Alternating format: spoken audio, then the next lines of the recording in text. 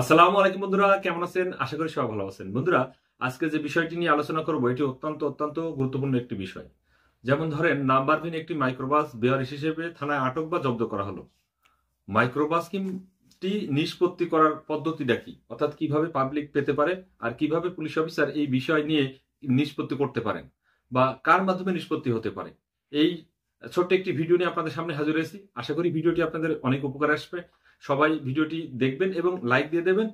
এখনো পর্যন্ত যারা চ্যানেলটি সাবস্ক্রাইব করেনি তারা অবশ্যই চ্যানেলটি সাবস্ক্রাইব করবেন। তো চলুন যথারীতি ভিডিও ঝাঁপিয়ে পড়ি। নাম্বারহীন মাইক্রোবাস, মোটরসাইকেল, ট্রাক ইত্যাদি বেওয়ার হিসেবে কিন্তু থানায় আটক করার পর ফৌজদারি কার্যবিধি আইনের ১৫০ ধারা পিআরবির ১২০ বিধি অনুসারে অফিসার ইনচার্জকে অবহিত করতে হয়। যদি আপনি থানাতে চাকরি করেন, আপনি থানার একজন অফিসার, আপনি মাইক্রোবাস বলেন, ট্রাক বলেন আর সিএনজি বলেন, যেটাই বলেন, বেয়ার হিসেবে পাইলেই সাথে সাথে আপনার ভারপ্রাপ্ত কর্মকর্তাকে কিন্তু অবহিত করতে হবে। এটা আইন হচ্ছে ফৌজদারি কার্যবিধি আইনের ১৫০ ধারা এবং পিআরবির ১২০ বিধি। তো এই যে ফৌজদারি কার্যবিধি আইনের ১৫৪ এবং ১৫৫ এবং পিআরবির ৩৫৭ বিধি মোতাবেক, এটা ছাড়াও পুলিশ আইনের ৪৪ ধারার বিধি মোতাবেক আপনি যে মানে গাড়িটি নিয়ে আসলেন, সিজ করে নিয়ে আসলেন, এটা কিন্তু জেনারেল ডায়েরিতে আপনি লিপিবদ্ধ করতে হবে আপনাকে। আপনি শুধু অফিসার ইনচার্জের নজর দিলেই হবে না, আপনাকে অবশ্যই এটি জেনারেল ডায়েরিতে ডায়েরিভুক্ত করতে হবে। এটা কোন আইনের কত ধারায় করবেন? এটা করবেন ফৌজদারি কার্যবিধি ১৫৪, ১৫৫, পিআরবি ৩৭৭ বিধি মোতাবেক। তো এবার আমরা মাইক্রোবাস সংক্রান্তে আর কি কাজ করতে হবে আপনার। পিআরবি ৩৭৯ বিধি মোতাবেক মাইক্রোবাস সংক্রান্ত থানার সম্পত্তি রেজিস্টারে লিপিবদ্ধ করতে হবে। মালখানা অফিসারের নিকট হতে পিআর নম্বর সংগ্রহ করে গাড়িটি যত্ন সহকারে রাখতে হবে। এটা কিন্তু ওই পিআরবির ৩৭৯ বিধি মোতাবেক।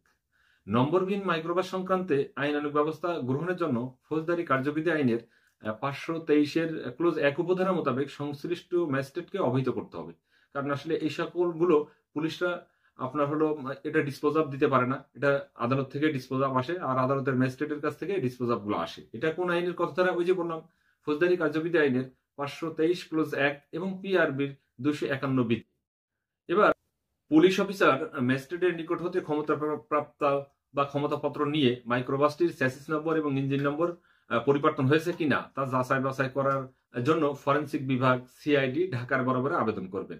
এটা কোন আইনের আলোকে করবেন? এটা হলো সাক্ষ্য আইনের আলোকে।